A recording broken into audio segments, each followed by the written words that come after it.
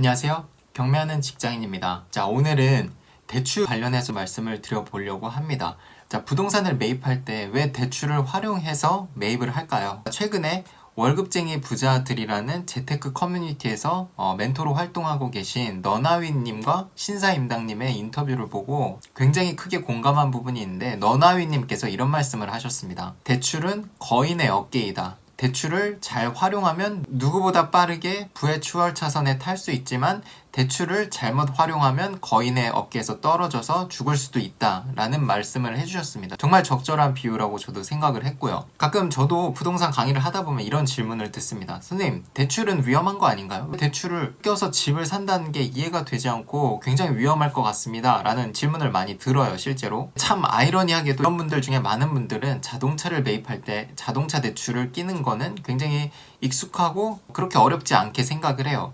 정작 부동산을 살 때 끼는 대출은 위험하다고 생각을 하는 거죠. 반대로 되어 있습니다. 이거는 대출을 정말 잘못 활용하고 있는 거예요. 제가 뒤에서 예시로 좀 차근차근히 설명을 드려볼게요. 우선 거두절미하고 부동산을 매입할 때 왜 대출을 활용해야 되는지부터 말씀을 좀 드려볼게요. 자동차와 부동산의 가장 큰 차이점은, 부동산은 가치가 올라가는 자산이고 자동차는 가치가 하락하는 소비재입니다. 자동차를 자산으로 생각하시면 곤란해요. 이거는 소비재입니다. 사용함에 따라서 감가상각이 분명히 되죠. 물론 전 세계에 한정판으로 생산하는 그런 슈퍼카나 명품카는 제외로 하겠습니다. 제가 이렇게 말씀드리면 이런 질문을 또 하세요. 부동산이 분명히 떨어지는 지역도 있지 않나요? 네, 맞습니다. 떨어지는 지역이 있기 때문에 부동산을 선별할 때 그 부동산이 향후에 미래가치가 올라갈 것인가 아닌가를 보는 눈이 굉장히 중요합니다. 그 눈만 가지고 있다면 여러분들은 대출을 적절히 활용해서 여러분들의 자산 가치를 누구보다 빠르게 증식시킬 수 있습니다. 그 부동산을 보는 눈에 대해서는 제가 별도 영상으로 다뤄보겠습니다. 자, 부동산을 매입할 때 대출을 활용해야 되는 한 가지 예시를 들어볼게요. 자, 10년 전 9억대에 거래가 되던 파크뷰 84제곱미터 평수의 아파트가 있었습니다. 현재는 18억에서 20억 정도가 하는데요. 이 아파트를 10년 전에 여러분들이 자기 자본 4억 그리고 대출 5억을 껴서 매입을 했다고 가정을 해보겠습니다. 현재는 18억 정도 한다고 말씀을 드렸죠. 10년 전에 5억이라는 대출을 받았고 시세가 올라갔다고 해서 대출액이 올라가나요?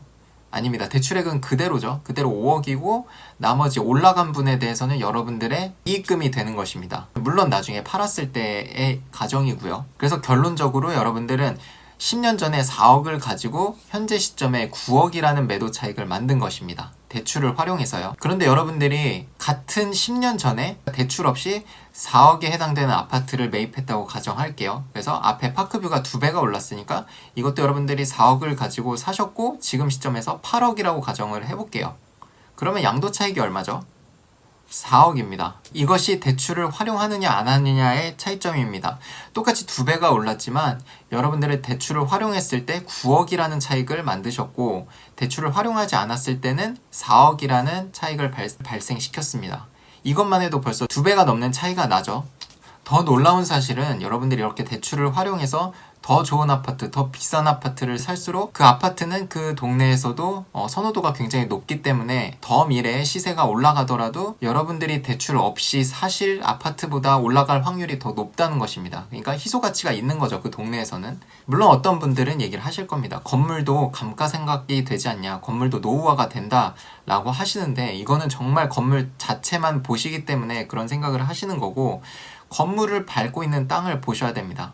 땅의 가격은 정말 웬만하면 떨어지지 않고, 물론 정말 인구가 빠지는 외곽지역은 제외로 하겠습니다. 수도권을 기준으로 말씀을 드리면 토지 가격은 웬만해서는 빠지지 않아요. 거기에 더불어서 리모델링, 재개발을 할 수가 있죠.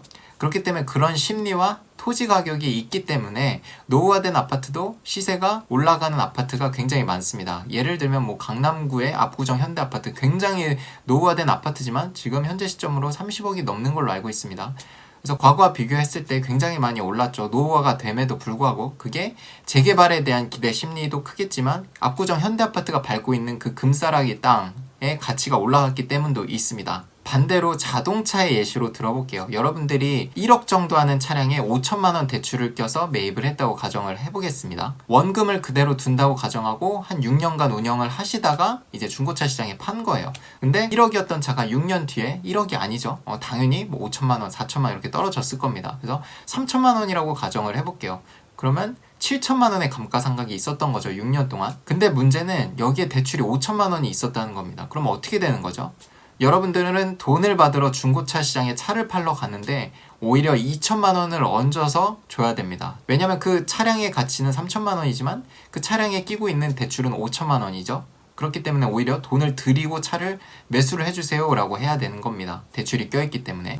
이런 이유 때문에 여러분들이 대출을 활용해서 자산을 매입을 하는 사람과 대출을 활용해서 소비재, 이런 자동차, 명품 이런 거를 사는 사람과의 10년 뒤의 모습은 정말 극과 극일 것입니다. 제가 대출을 활용하는 거는 무조건 미래 가치가 올라가는 것에만 대출을 끼고 있습니다. 제가 타고 있는 차, 그리고 제가 일상생활에 필요한 것들을 살 때도 절대 신용카드를 쓰지 않습니다. 다 체크카드를 쓰고 있고요. 차량도 얼마 전에 바꿨는데 일시불로 결제를 했습니다. 왜냐면 이런 점들 때문이죠. 가치가 떨어지는 물건에 대출을 잘못 끼면 정말 인생이 힘들어질 수가 있거든요. 이게 비단 큰 금액이 아닐지라도 내가 일시불로 살 여력이 없는 것은 사지 않는 게 맞다고 저는 생각을 하고 있습니다. 특히 자동차 대출을 많이 하시는데 저는 개인적으로 굉장히 반대합니다. 자동차는 말씀드린 것처럼 감가상각이 되는 그런 소비재라고 생각을 하고 있기 때문이죠. 그래서 오늘은 대출과 관련해서 제 생각과 그리고 얼마 전에 신사임당님과 너나위님이 해주신 말씀을 토대로 제 의견을 덧붙여서 한번 말씀드려봤습니다. 이번 영상에서는 대출에 관해서 말씀을 드려봤고 앞으로 여러분들이 대출을 활용하실 때도 이 기준으로 하셨으면 좋겠습니다. 내가 이 대출을 끼려고 하는 게 미래의 가치가 올라가는 자산인가 아니면 미래의 가치가 떨어지는 소비재인가, 이것을 기준으로 대출을 활용할지 안 할지를 나눠보셨으면 좋겠습니다. 오늘 긴 영상도 봐주셔서 감사드리고 한 주 행복하게 보내시고 저는 다음 영상으로 찾아뵙겠습니다. 감사합니다.